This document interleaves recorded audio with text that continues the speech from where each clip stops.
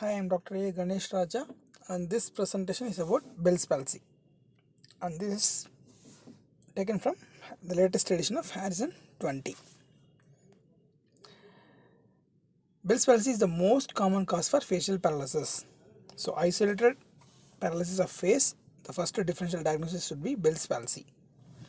And the risk factors are diabetes and pregnancy. These are the two very important risk factors for Bell's palsy. Pathophysiology, though this condition is termed as idiopathic, there are some theories that were put forward for this Bell's palsy. One such thing is reactivation of the herpes simplex virus type 1 and reactivation of the varicella zoster virus, and sometimes this Bell's palsy follows intranasal influenza vaccine. All these are proposed theories that are put forward for Bell's palsy. And the clinical manifestation, the onset of symptoms should be abrupt. This is one important point, and the maximum peak reaches within 48 hours as a rule. In some patients, retroauricular pain may be noticed 1 to 2 days prior to the onset of facial weakness, and subsequently it will be followed by loss of taste and hyperacusis ipsilaterally. Mostly 80% of the patients recover within weeks. Electromyogram showing denervation after the 10th day, that is from the onset.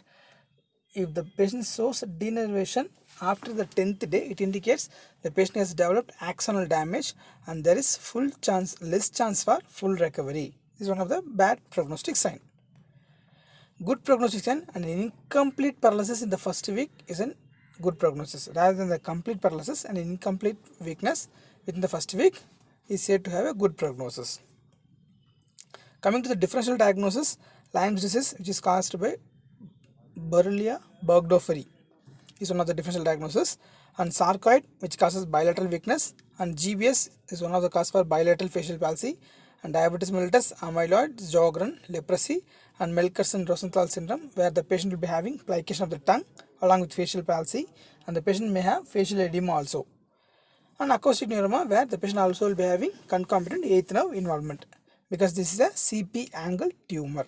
So these are the differential diagnosis. So whenever a patient presents to us with weakness of face alone, you have to rule out all these causes, because all these are treatable. Treatment, it is mostly supportive in the form of eye tapes to prevent corneal exposure keratitis, and artificial tears for lubrication, and a course of steroids, that is prednisolone 60 mg for 1 week followed by taper, can be tried, though some studies support the concomitant use of acyclovir for 800 mg for 5 days, but mostly it is supportive treatment. Surgical correction for facial for cosmetic purposes is indicated if the patient has inadequate recovery. Thank you.